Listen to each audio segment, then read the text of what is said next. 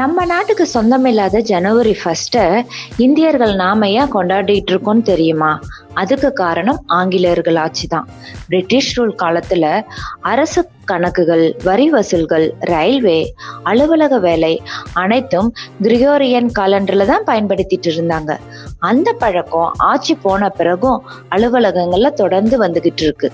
ஒரே காலண்டரா இருந்தா உலகத்தோட பிசினஸ் ஈஸியா இருக்கும், அக்கௌண்ட் கிளியரா இருக்கும், அட்மினிஸ்ட்ரேஷன் ஸ்மூத்தா இருக்கும். அதனாலதான் அரசாங்கமும் கார்ப்பரேட் இந்தியாவும் ஜனவரி 1 ஃபாலோ பண்றாங்க.